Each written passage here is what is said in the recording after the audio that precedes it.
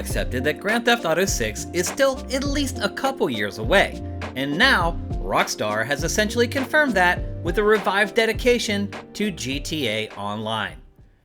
Good morning, good Monday morning to you. Let's get your week started right. I'm Shane Satterfield from SIFTD, and this is Good Morning Gaming for March 28th, 2022.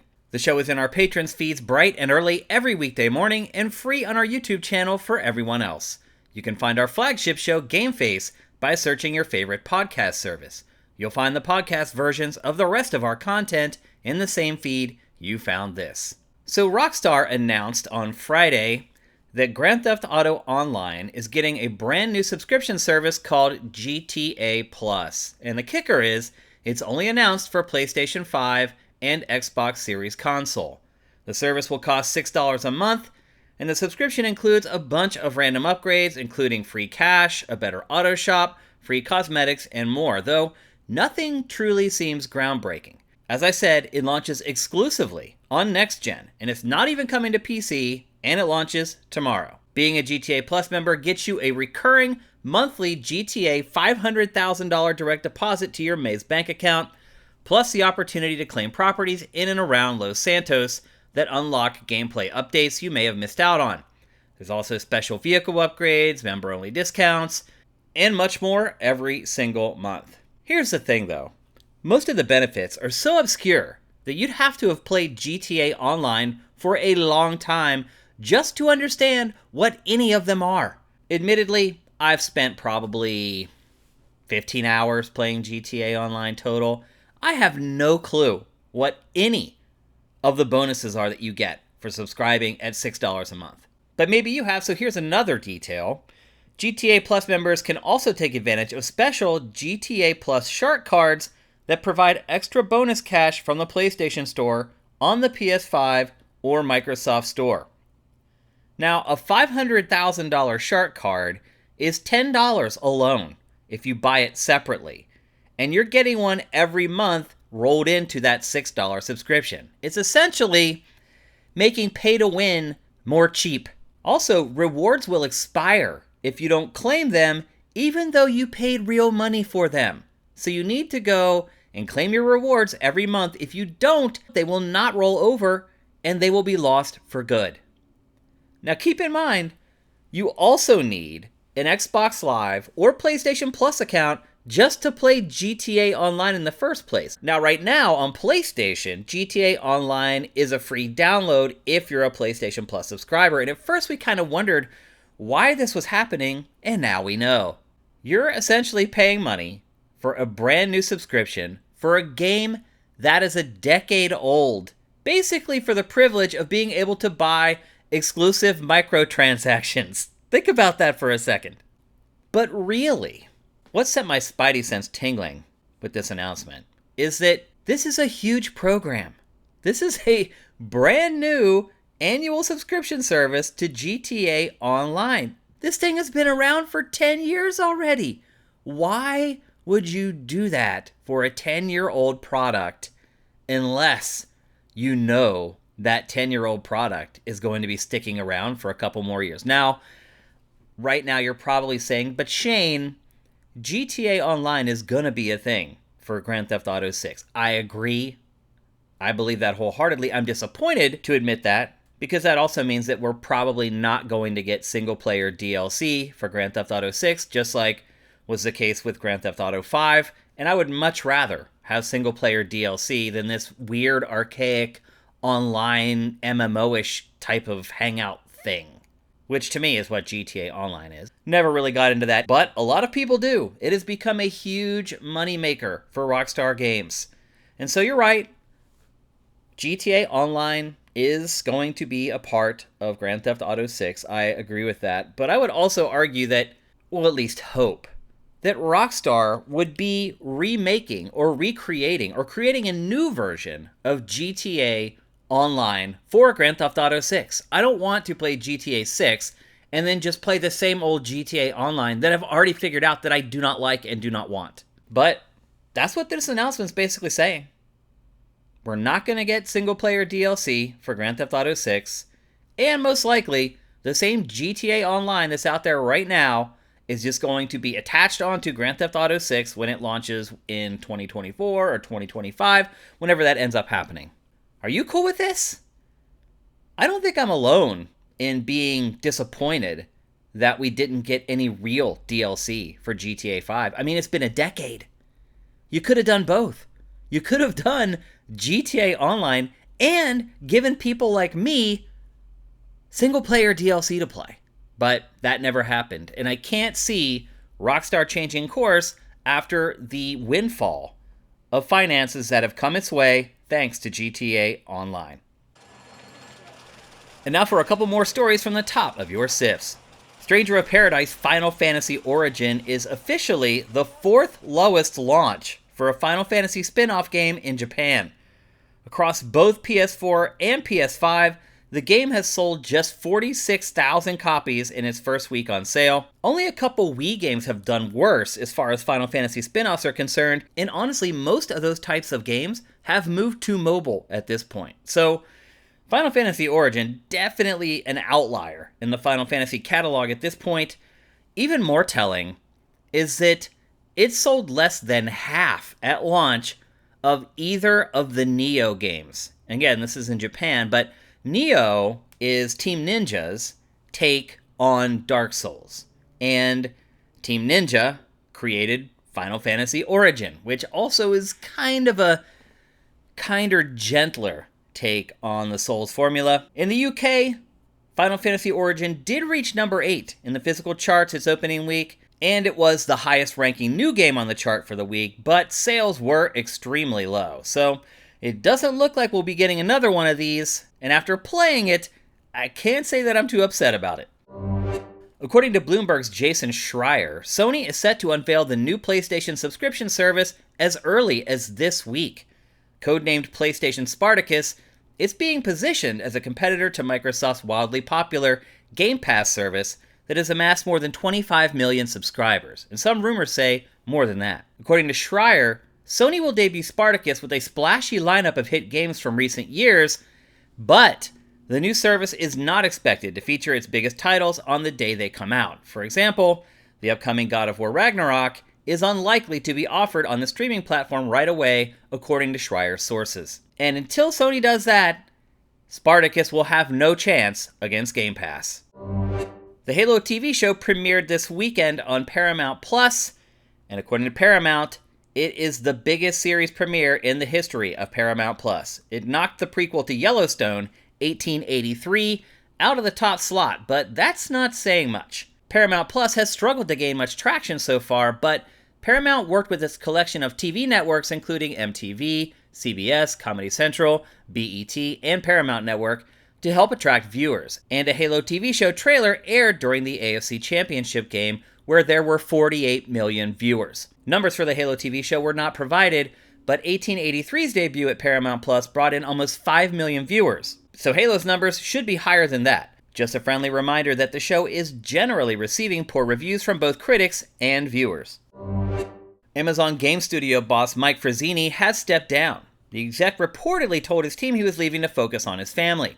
An official statement from Amazon reads, quote, "Our recent successes with New World and Lost Ark are the result of the long-term customer-focused vision for games he helped establish.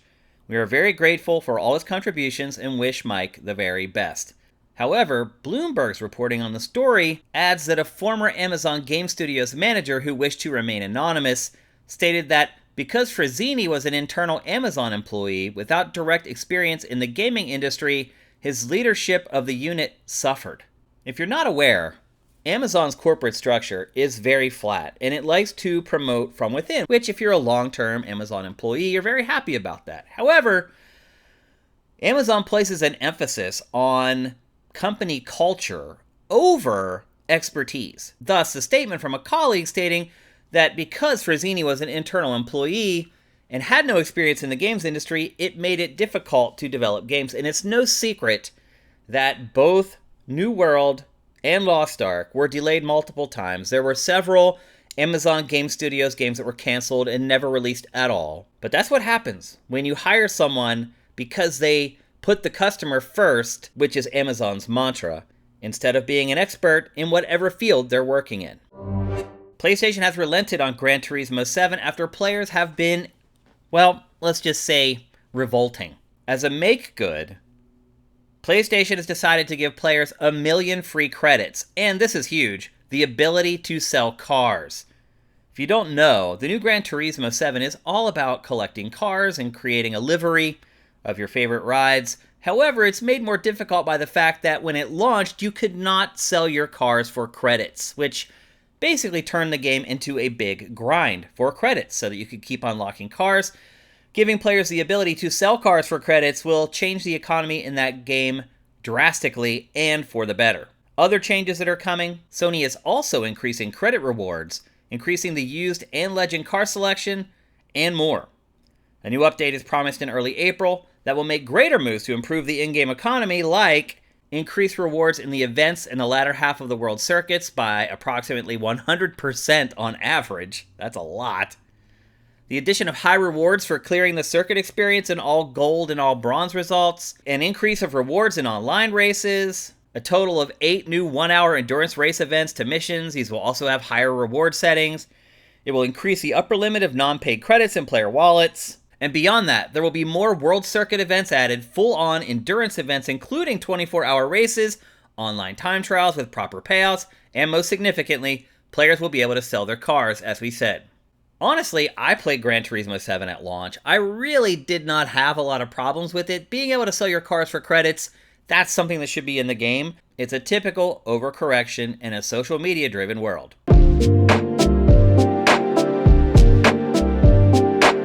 Let's take a break, and when we come back, we'll tackle today's boss fight.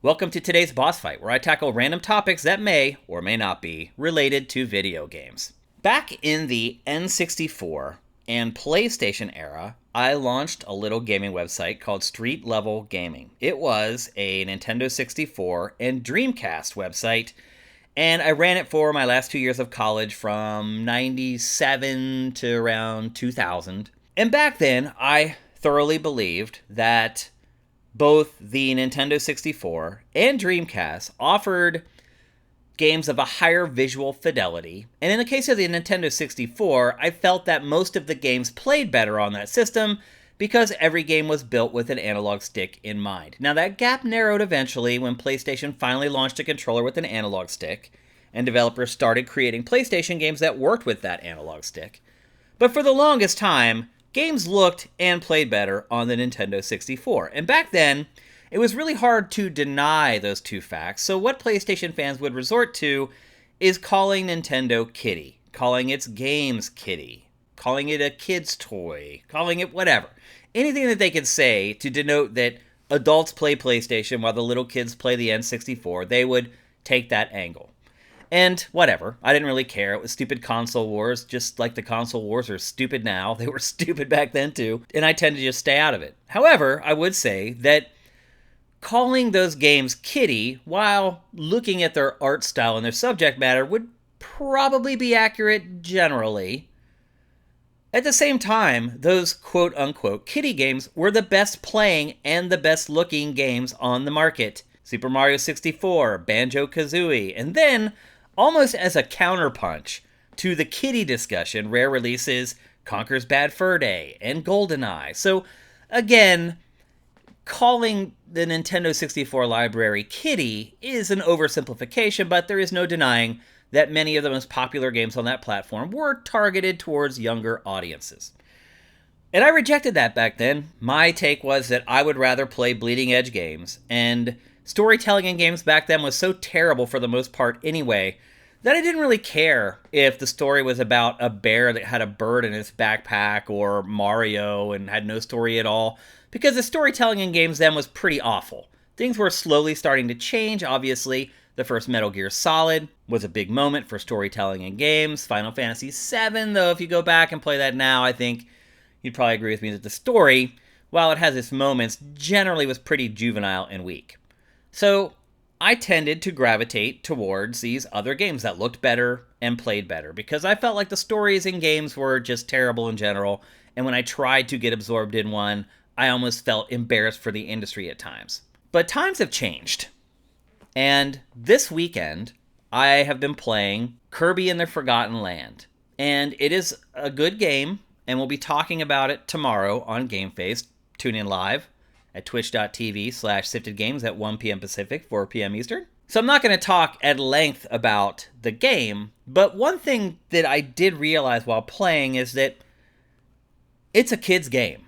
And I feel like at this point, a lot of the defenses that I used to throw up for games like this aren't necessarily true anymore. It's not just kids' games that play great anymore. It's not just kids' games that look great anymore.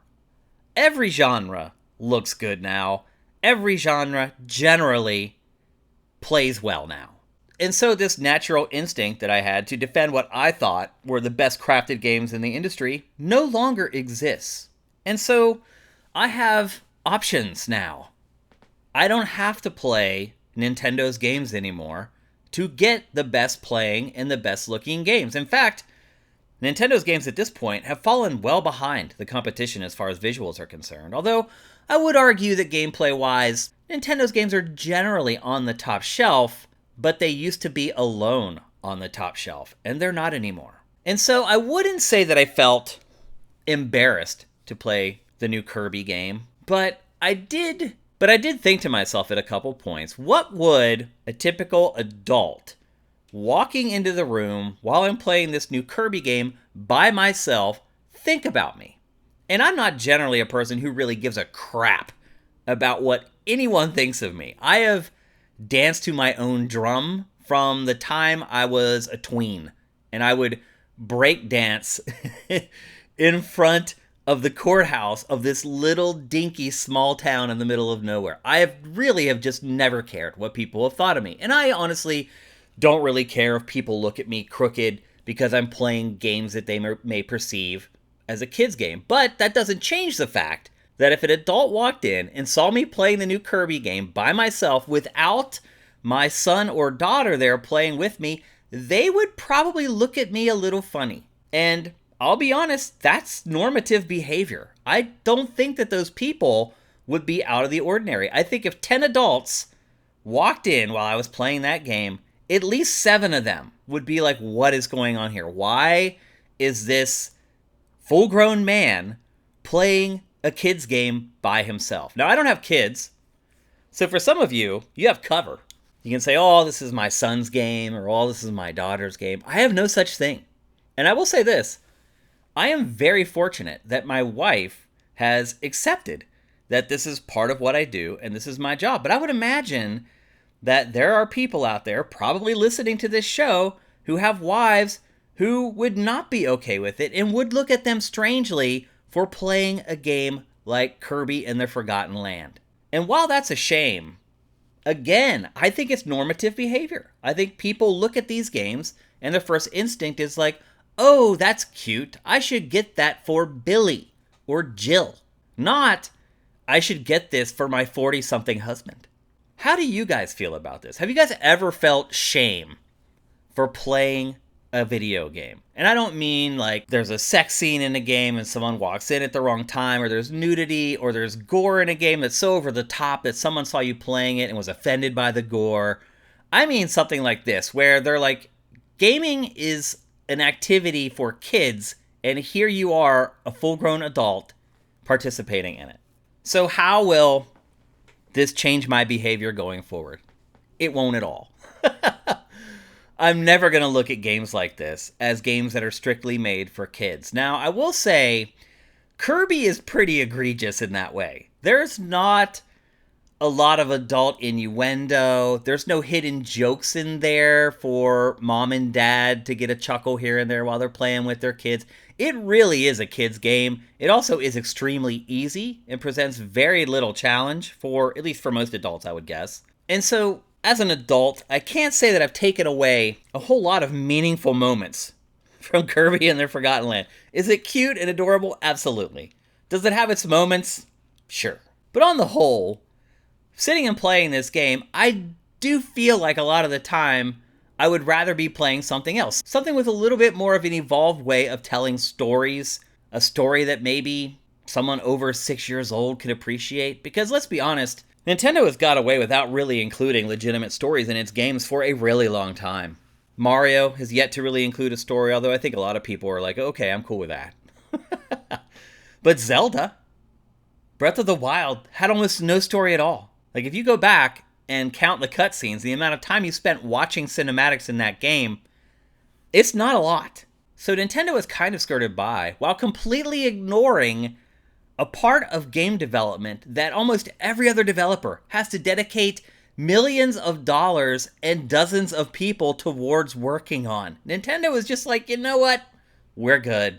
So the crazy part to me is that I have been the evangelist for the Kiddie game since 1996, swearing up and down that it doesn't matter. The lack of story doesn't matter. But it does matter now, because stories have gotten pretty darn good in video games. Not all of them, but some of them.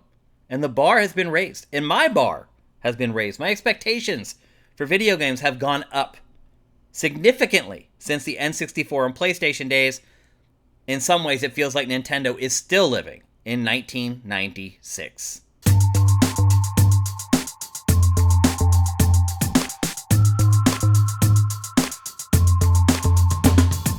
Thanks for listening to Good Morning Gaming. I appreciate every single one of you who listens to GMG. I'm Shane Satterfield, and you can do what the cool kids do and follow me on Twitter at Dinfire and follow Sifted at Sifted Games. While you're at it, head on over to patreon.com/Sifted and drop us a pledge. We'll be back with another episode tomorrow, but until then, make sure you seize today, because there will never be another.